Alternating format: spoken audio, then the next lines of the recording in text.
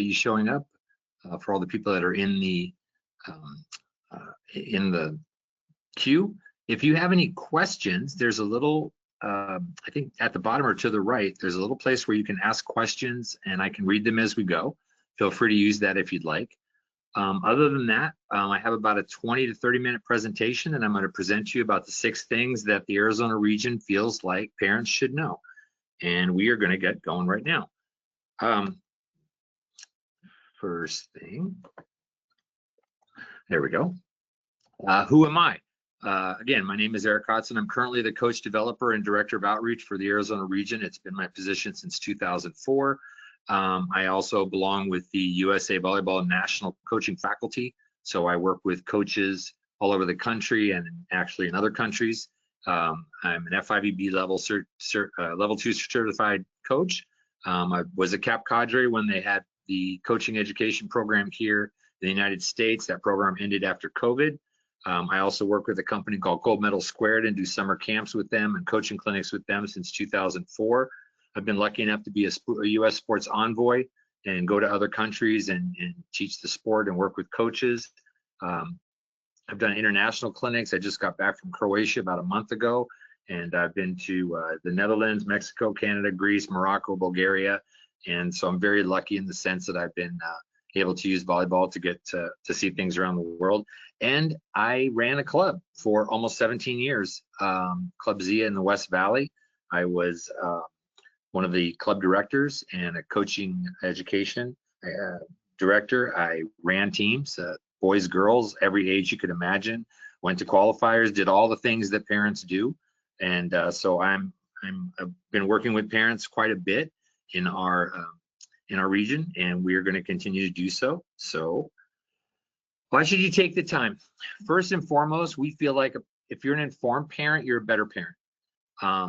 There's so much information out there regarding what to buy, where to go, who's this person, who's that person. There's so much out there.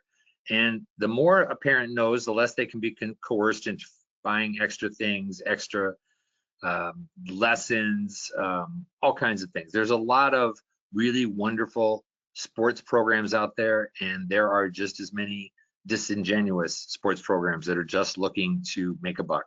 And the easiest way to do that is to flatter a parent, flatter the kid, and have the parent listen and things like that. So we're hopefully going to go through this program and find these 6 things that can make you a better informed sports parent. Also, a sports parent will see their youth sports as part of their child's life. Too often, they become all of their sports life. Your kid is a volleyball player, and that's just not the case. Your son or daughter is so-and-so who plays volleyball, and we want to put things in perspective as we kind of go through this program. Science and theory and understanding. The following ideas and concepts that we're going to talk about might directly affect your athlete's training, tryouts, and youth sports career.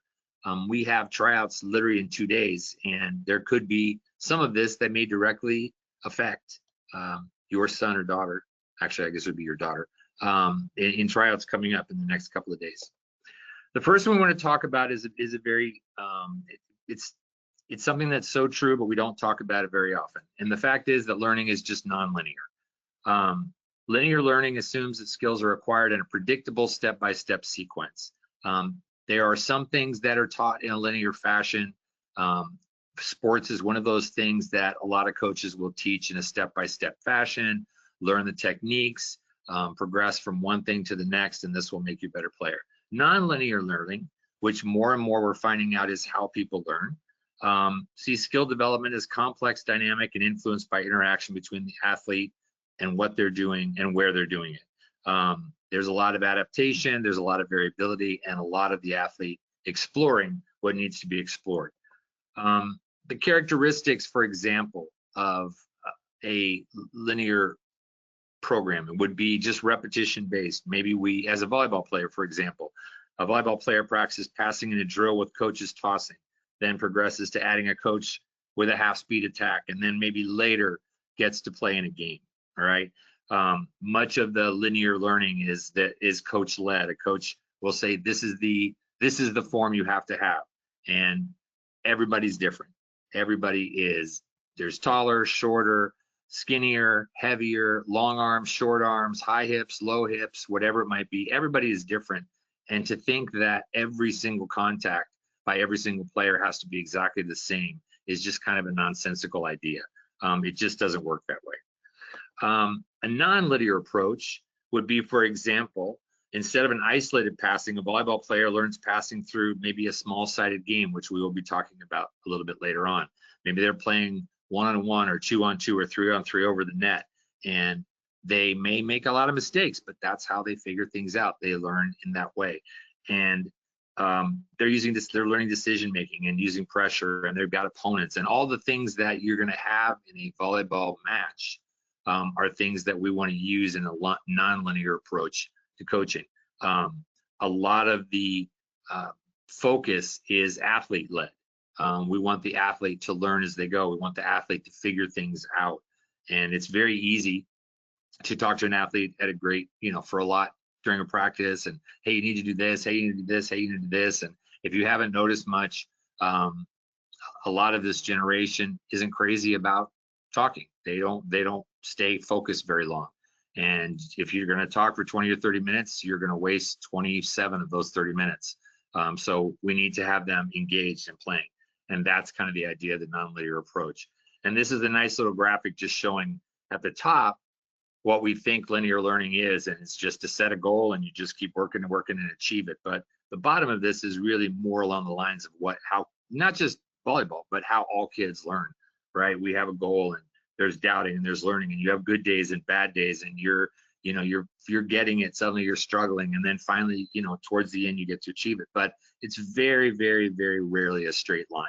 And we kind of have to understand that going forward, not just in volleyball, but like I said, it's just how our brain works. We don't go from point A to point B in a gradual ascension. It is kind of all over the place. And so understanding that as a parent, you'll understand because your daughter or your son had a bad day doesn't mean they're not learning. We want them to be challenged. We want them to learn sometimes from failure, and we want them to learn from success, but these are all parts of the learning process. The second part here is what we want to call the relative age effect. And this is one of those things that may actually directly affect tryouts in a couple of days. Relative age effect refers to the impact that the age difference, so obviously a year up to 12 months, between children in the same age group can have on their sports participation, performance, and selection. If, for example, we are trying out for 14s this coming Saturday. Registration for the USA season begins September 1st. So players born in September, October, and November are more advanced, they are more mature, they have grown more than those players that will be in June, July, and August of the next year. Even though they're all 14, we have seen, as a parent, you probably have seen, or maybe you even experienced that there are certain years where there's a huge amount of growth in your son or daughter. And perhaps, again, maybe it was you. I didn't actually have a growth spurt until I was 19, and I grew 7 inches at the age of 19. Don't ask me why I was so late. It happens. Everybody's different. So those athletes that are born earlier in the registration period are going to be a little bit more mature, a little bit stronger, a little bit taller, a little bit faster than those that are born later, especially in the 12, 13, and 14-year-old divisions, because those are the years where the growth happens the most. How it can affect you, obviously, we just talked about, right? Coaches and scouts often select older, more physically developed players who appear more talented due to the maturity, not necessarily their innate skill. USA Hockey has done a bunch of research on this and seen that a lot of their U18, U17, U16 national teams were people that were chosen in the first quarter of their age group, and players that were born later in the last quarter of that age group were often left off. There are absolute physical and cognitive advantages, right? Children might be taller, stronger, and more coordinated, might have better confidence and leadership skills because they are a little bit older than the other kids. It's generally more pronounced in boys sports than in girls sports, but girls do mature faster than boys usually. And so 11, 12, 13 is when you see how it shows up at the girls level. The problem that we see a lot is that younger athletes may drop out. They may see that, you know, hey, I'm 14 and I'm not as tall or as good as these kids, and obviously I'm not very good. And chances are they just haven't gone through that maturity phase yet. And we don't want to lose kids because of that. And this is why it's important for parents to understand what relative age effect is. Tied to this is something we call long-term athletic development. This, as it says here, the youth sport landscape is full of coaches, club directors, and others that will predict an NCAA Division I athlete at the age of 13. This idea of long-term athletic development is something that has been embraced by almost every country in the world. They all have their own programs. The United States is no exception. There's an LTAD program that you can pull up online if you want to see it. The program in the United States is more to the idea of having a lot of kids play for as long as they can with as much, with as good of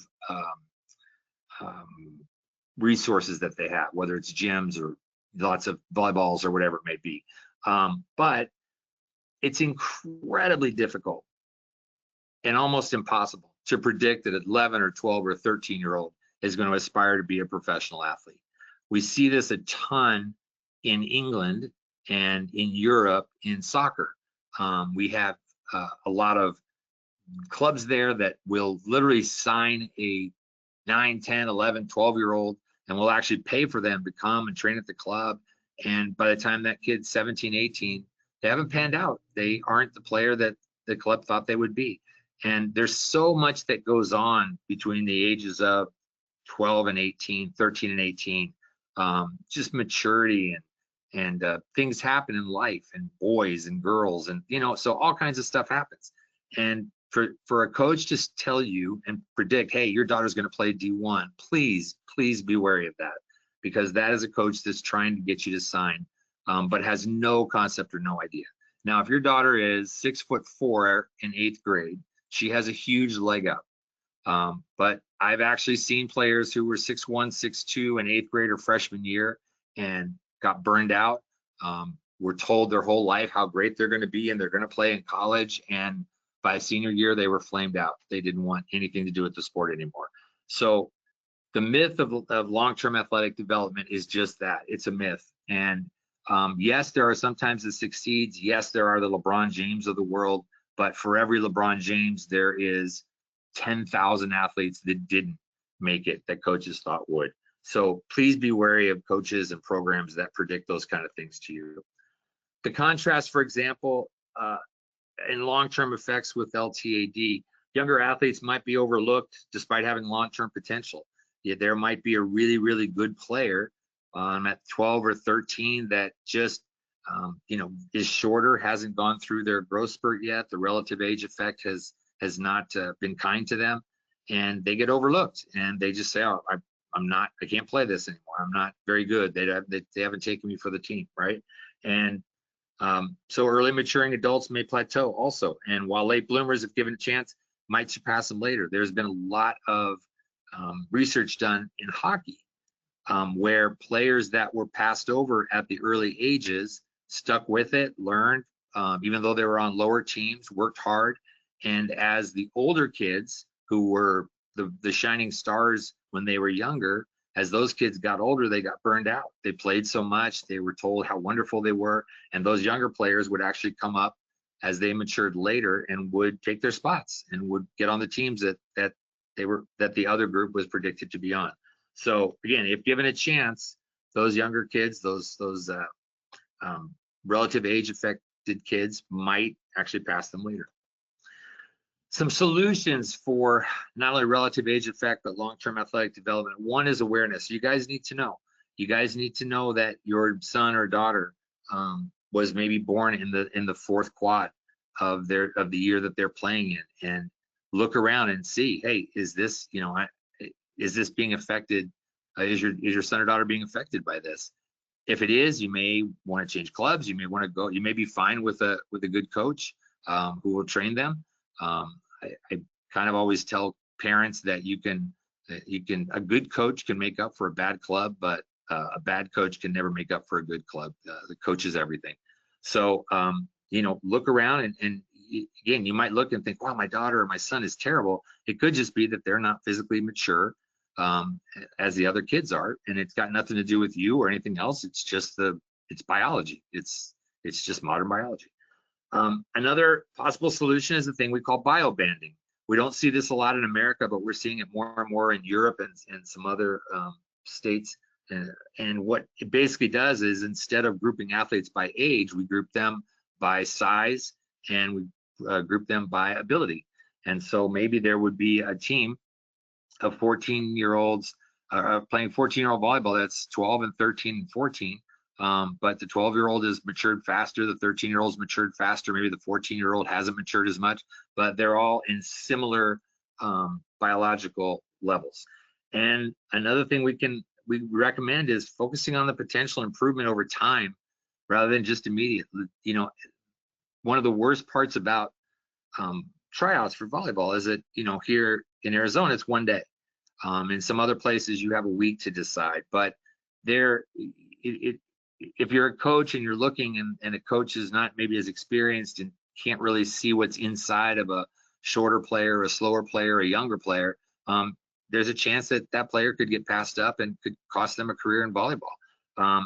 We want to make sure that those players that maybe are on the latter quad of the relative age effect play a lot. Go out and play. Maybe it's not club. Maybe you go play beach. Maybe you just go play rec. Maybe you just go play. And as you develop and you start to get your skills, you're already light years ahead because you've gotten way more touches on the ball than those other kids. So all these are possible solutions for long-term athletic development and the relative age effect. This is more of a economics idea, but it comes to fruition quite often, and it's called regression to the mean. And the mean is what we call an average, so something that has an average, and the regression is going up or back. And so per this definition, regression to the mean is a statistical concept that refers to the tendency of extreme performances or outcomes to move closer to the average upon subsequent measurement. So how about a visual to show you? So here's a child who performs exceptionally well or poorly in a game or in one game or a season. And what you'll see in this is that there are times when the black line is the mean. The black line is their average. And obviously in a season, you hope that average is going up. But what you see during play and the games they play and the matches they play is sometimes they're way better and sometimes they're way worse than what their average is. But you'll notice that they always tend to come back to their average. And they might have really high highlights and really exceptional matches, and then they might have really, really low matches. And it doesn't mean they're getting worse or better. It's just the extreme outcomes are often outliers. Again, down here, influenced by temporary factors like luck, fatigue, growth spurts, motivation, etc. This is an idea that I think I wish a lot more people knew, but it really does dictate a lot of how coaches coach and how parents parent their young athletes. For example, it can be misused to dismiss real improvement, right? Genuine skill growth might be mistaken as a fluke or underappreciation of progress, right? You have a kid who's gotten better, and then they have one bad game, and that coach is grabbing their forehead. Oh no, I can't. Now we're back to this again, right? But understand, it's just it's part of learning. It's part of the non-linear part of learning. We challenge to identify outliers versus trends. If you see your son or daughter getting worse and worse and worse and worse and worse, that's a trend. If you see them getting better, that's a trend. But if they're going up and down, yeah, there could be lots of reasons. Maybe you had a bad morning. Maybe they didn't eat dinner the night before. Maybe they had a huge Starbucks walking into the tournament this morning and they're just on a sugar crash. Who knows? But there are ways to identify what those outliers or trends are. It's obviously very easy to undermine a motivation, right? Telling a child or a parent, don't get excited, they'll get worse, or, hey, take it easy, they'll get better. It can go both ways. But it's often really difficult to communicate, right, this concept. And if you think about how many times a team, for example, will have a bad serving day. I just was at a clinic a few weeks ago, and I was watching one of the high school teams I had worked with, and they had a terrible serving match. And talking to the coach later, oh, we're going to serve all of Monday and all of Tuesday. But if you understand this idea, chances are, A, not everybody had a bad serving day, but B, that they're probably going to go back to where they were before, which was a fine serving team. And so is it worth it for this coach to panic, or is it just, hey, relax, we're just going to go through what we would normally do? Okay. So what knowing helps this, again, like we just talked about, it avoids overreaction. One of the things that I hear so often is a parent will be watching their athlete at a tournament, and the athlete will miss 4 or 5 serves, and the first call on Sunday morning is to the coach, hey, we need a private lesson on serving. We don't. We really don't. If your son or daughter is getting serves over and they just have a bad day, it's a bad day, and it happens. Just like you or I have at work, just like they have at school, it's just a bad day. It doesn't mean that they've suddenly forgot how to serve. Okay. Encouraging judging players over time, not based on one-off results, supporting fair evaluations. Again, as a coach that I've been around for a long time, I'll have parents that come up to me and they'll say, hey, watch my daughter hit. And in one swing, I'm supposed to figure out everything that's right or wrong with that swing. And the ridiculousness of that statement, I hope, lands on you, because it really is silly. I would have to watch her swing 20 or 30 times before I could see anything that resembled an issue to fix or something to work on, or it looks great, you know, whatever it might be. But one swing, one serve, one pass isn't going to decide anything. Okay. Also, knowing that their ups and downs are natural, kids can relax. It's just, again, we want to teach them to learn from mistakes and get, and you know, push a little bit when they have successes. But if every time they're just like, oh no, I made this mistake and now I'm terrible and stuff, no. We have to teach kids the ups and downs are part of every sporting life. It's part of life, not sports, but life. And of course, it supports better talent development, right? Because we don't want to label kids as stars because they can do something great. We don't want to tell them they're failures. There's a lot of kids that are late bloomers, myself included, that you never know what they can do. But if you're going to chase them from the sport at an early age because of criticizing them, then not much is going to come from that. And so I like this chart because this is our friend Steph Curry from the Golden State Warriors, and he owns the record for most three-pointers in the NBA history. And he's about a 43% career three-point shooter.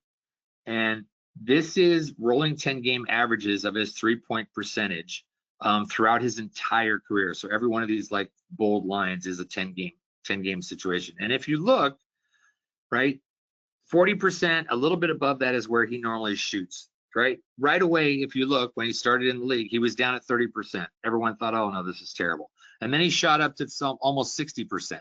And everyone thought he's the greatest player of all time.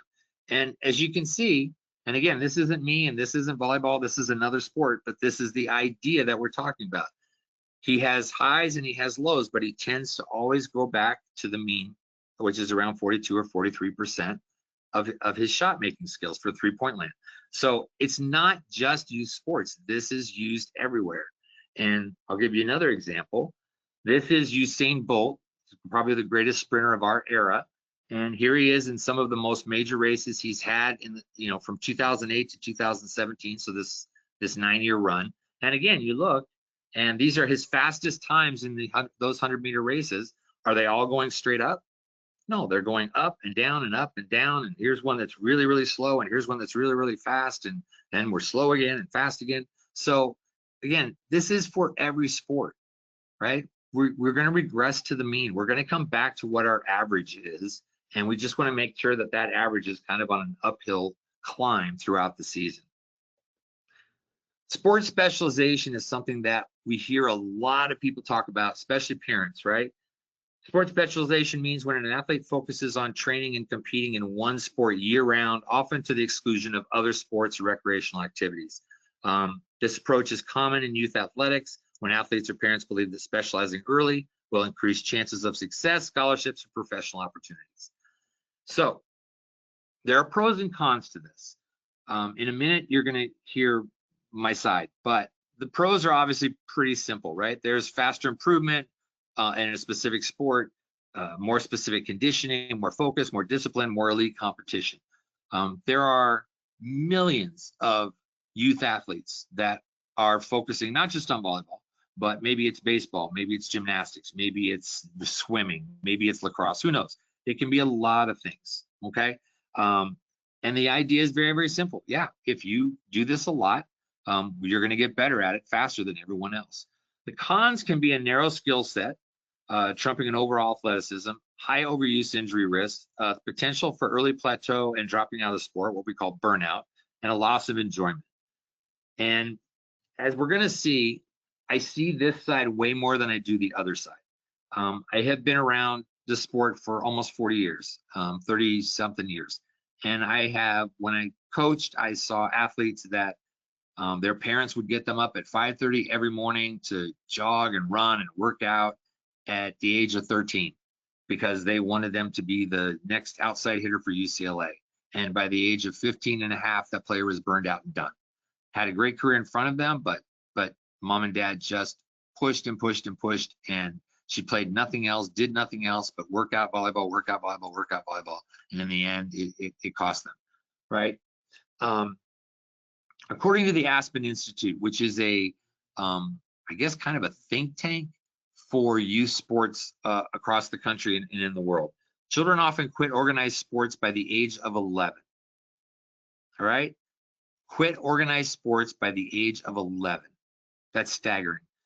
And a recent USA article citing the American Academy of Pediatrics indicates 70% quit by the age of 13.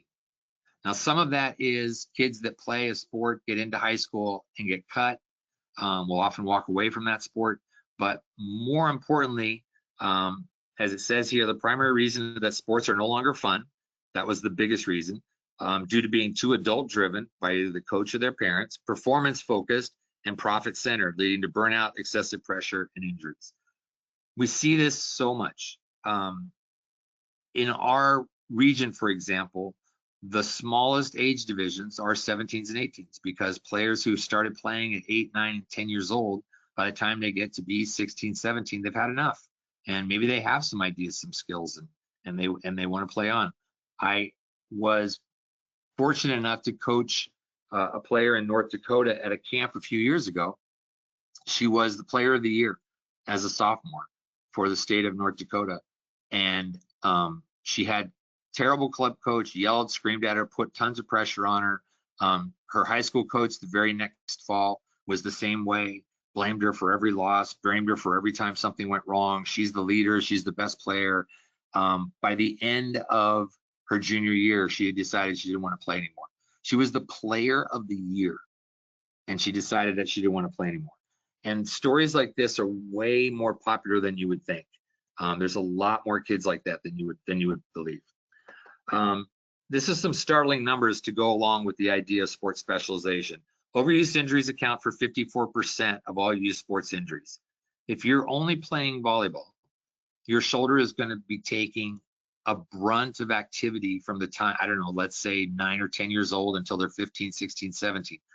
And the amount of swings, the amount of serves that player will take will probably at some point down the road or maybe in the middle of their career cause a substantial injury to their shoulder. There's so much research on this, and again, if you're interested, you can email me and I'll be happy to send you some data on it. But it's staggering the amount of overuse injuries that are in youth sports.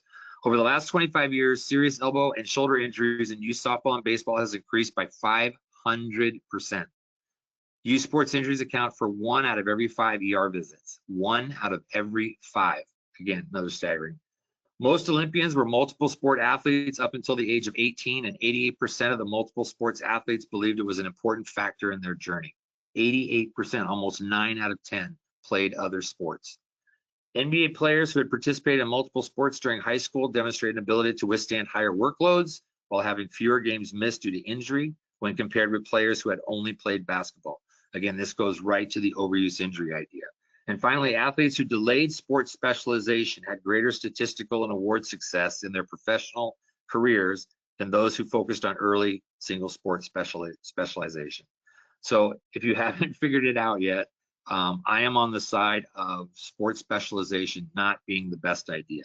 One of the things that I didn't talk about, but it comes up pretty clear, is that there isn't even a tremendous corollary between those that specialize in their sport and go to the higher levels.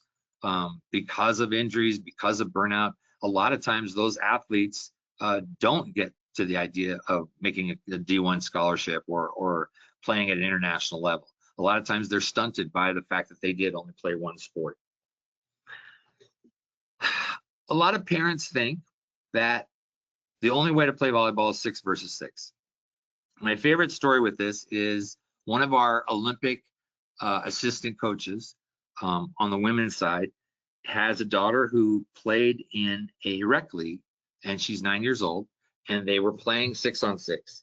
And in the first match, it was his team versus another team, and I'll never forget the stats. There were 72 serves in this match, and 1 ball went over the net.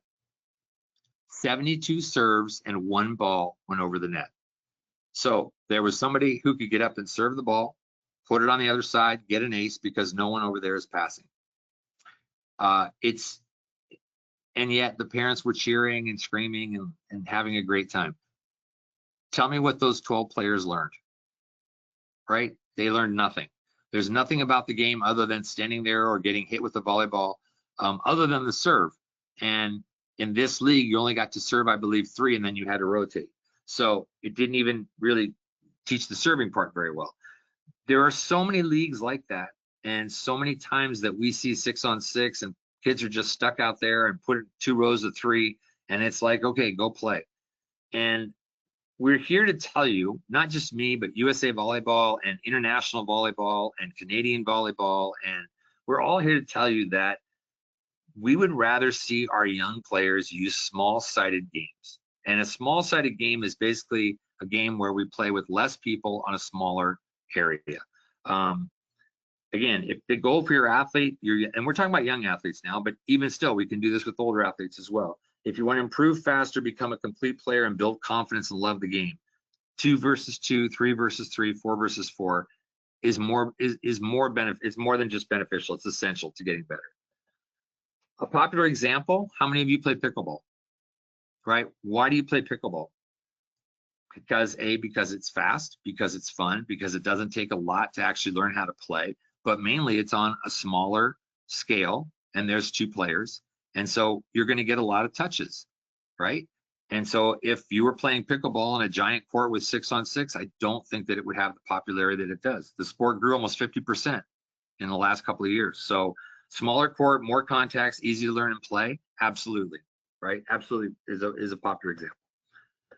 So some advantages of small-sided games are pretty blatant, right? First of all, simply fact, there's more touches, right? If I have 6 people on a court, the ball comes over, at the most, 3 of those 6 will touch the ball. That's at the most. That means 3 people are never going to touch the ball on that when that ball comes over, okay? And chances are, if it's at the younger age divisions, probably only 1 or 2 people will be touching the ball, because we haven't really, a lot of younger coaches and younger teams haven't learned three contacts, right? Pass, set, hit. They haven't learned that yet. So a lot of times it's less than 3, right? So in 2-on-2 and 3-on-3, players touch the ball every rally, often multiple times. They serve, pass, set, attack, defend, all in one rally. The more they touch the ball, the better they get, period. End of discussion. The more touches on the ball, and we would say, what we like to call it, is contacts in context, right? How the game is played, you're going to get better. And that's just the end of the discussion. First of all, second, all around skill building, right? In small-sided games, you can't hide a player. You know, sometimes in 6-on-6, you'll see a player who's not a good passer, and they'll tuck her in the corner so that she can't pass, right? 2-on-2, 3-on-3, 4-on-4, you don't have that option, right? You got to do everything. You have to learn everything. Those of you that have seen or played beach volleyball before, it's 2-on-2 on a big court, and you have to do everything. If you're the best hitter, they're not going to let you hit. They're going to serve to the short player, make you set, and the short player is going to have to hit. So you have to get good at what you're not good at when you play beach volleyball. So all around skill building. In contrast, where 6-on-6 locks a player into one role. You're a middle, you're a setter, you're a libero, you're an outside. 2-on-2, 3-on-3, 4-on-4. We just develop specialists in the game, not just positions, right?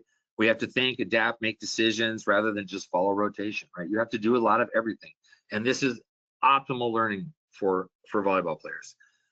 Number 3, smarter players and better IQ. With fewer players on the court, there's more open space, which forces athletes to read the game and make smart decisions, right? They have to learn about court awareness, covering, anticipating. Volleyball IQ isn't taught in drills. It's learned in game-like situations, especially small-sided ones, okay? So our number one skill in our sport is this idea we call reading. We're trying to look at the other side and figure out what they're going to do, and we want to get in position to stop that, whether it's a block or defense or whatever it might be. And in the same thing when we're on offense, if we have the ball and we're able to read the defense, we might see, hey, we can tip here, we can hit down the line, we can roll shot here, maybe we hit at this really bad passer. This is all part of what we call reading the game. And these game-like situations, when we play 2-on-2, 3-on-3, 4-on-4, are just invaluable. Number 4, more confidence and engagement, right? If you are on a court, on a small court, and you're playing 3-on-3, 4-on-4, you can't take time off. You can't get unfocused because the ball's coming over and one of you is going to have to touch it, and probably all of you are going to have to touch it, right? You got to communicate, make decisions, and recover from mistakes. There's a lot of enjoyment, a lot of fun in playing small court or small-sided games because there's no standing around. You know, you're not one of the 3 players in 6-on-6 that doesn't touch the ball. A confident, engaged player is more likely to stay in the sport and thrive long-term. It explains a lot of why there's so many beach players that still play beach into their 60s, 70s, sometimes even in their 80s, because they have so much fun playing doubles, beach doubles. And finally, the best learn this way. The best players that you've ever met, probably in almost every sport, you could pick any sport and you'd probably see the same thing, right? Top programs and national teams around the world use small-sided formats to develop players, especially at younger ages. You see it in USA Hockey. They do cross-ice games. You see it in soccer. They'll do cross-field games. 3-on-3 basketball. All these things are exactly what we're talking about here. Small-sided games are not a step back. It's the most powerful step forward. And a big part of what I hope you get out of this is, as parents, yeah, 6-on-6 is where we want to get to, but we don't start playing Little League on a Major League diamond against Major League pitchers, right? We start on a Little League field, on a small field. Maybe we start with T-ball, right? Play beach volleyball. I can't stress this enough. It's the ultimate small-sided game. If you are a player that's learning how to play and you play 6-on-6 indoor a lot, you'll get better. If you play 2-on-2 beach, you will get significantly better and in a shorter amount of time. I can't stress enough. There's literally 500 sand courts. I'm not exaggerating. There's 500 sand courts in Arizona, and free to the most of them are free in parks and things like that. Go buy a $35 sand volleyball and get a couple of friends and go play beach, and I guarantee you your son or daughter is going to get better faster than they could on the indoor circuit. So kind of wrapping up here, what's important, right? And this is where we think learning and enjoying the game is more important than winning and losing. We put so much emphasis as coaches and parents on winning and losing that we forget that, you know, there's a time when we're not very good at things, and we need to step back and let them learn and let them enjoy and let them have fun and not think that everything is so serious and so dramatic. We would rather them learn to play every position and skill, especially young people, over one position. I've been on teams or seen teams that, you know, you have an 8-year-old or a 9-year-old libero. There's no chance that you know how tall that kid is going to be or how short this kid is going to be. She might have a cannon for an arm, but at 9 years old, someone has said, oh, you're the shortest person on the team, you're a libero. And the flip side is at 9, 10, 11 years old, I often see that 5'7", 5'8" girl who's the tallest girl on the team, you're a middle because you're the tallest one. You know what? Play every position and skill. Use games, use small-sided games that they have to get good at everything, all right? Again, we would say play other sports instead of just volleyball, or instead of just soccer, instead of just baseball or whatever. Play other sports. Play something that you have fun at. Play something that as a parent you enjoyed when you were younger. It doesn't have to be a club sport. It doesn't have to be something outdoors. It doesn't have to be something indoors. It could be whatever you want. Maybe swimming and diving is something you guys really enjoy. But play other sports. We can't encourage that enough. We like kids to be challenged at every practice, every training. And more often than not, kids and their parents enjoy comfort zones. It looks nice when your child is doing well in practice. You can come back to them on the drive home and say, wow, you got every serve over today. That was great, you know. But if they're not being challenged, they're not getting better. We want them to be challenged every single practice. And finally, we're more about positive coaching, especially at the younger age group, than hardcore coaching. There's enough hardcore screaming, yelling, cursing coaches out there. Eventually, if your daughter or son moves up into the sport, they're gonna run into one at some point, sadly. But positive coaching, especially at the younger age groups and with small-sided games, is something that we feel is invaluable. So in review, first of all, learning is nonlinear. We talked about that quite a bit. Being cognizant of the relative age effect, and again, with tryouts coming up in a couple of days, you might actually see this take place right in front of you. The myth of long-term athletic development, the awareness of regression to the mean, that idea. Sports specialization, as we see it, is unnecessary and can be very harmful to your athlete. And finally, small-sided games are a way, way better training curriculum than 6 versus 6. This is the first one we've done for parents. It's going to be posted, and you'll be able to watch it if you want to watch it on our YouTube channel, which is listed here. We have one coming up probably in December or early January that will talk about the science of learning in sport, principles of motor adaptation, how best to help your athlete enjoy their sports careers. If you do go on our YouTube channel at the moment, we have webinars already on recruiting at the D1 level, D2 level, NAI, and junior college levels. There's a separate webinar for each of those. We have a webinar on officiating and how to become an official. We have a webinar on nutrition, and also from our office mate, Joaquin, who does all the scheduling for tournaments, and he explains how it's done, basically how his season goes and what he needs and how he gets it, and how you find out where your daughter's playing. If you have a suggestion to anything that you're interested in as a parent, please contact the office and let me know. This is my information. This is our region office address at the bottom, but this is my email address, erichbke@msn.com. Please feel free to drop me a line. Tell me if you like this, what we can do better. We want to make sure we educate athletes parents as much as we can. Again, like we talked about at the beginning, an informed athlete is a better sports parent, and we want to make sure that we educate you as much as we can. I thank you for your time and your attention tonight, and we appreciate it, and we will wish you the best. Good luck on your season, and we will talk soon.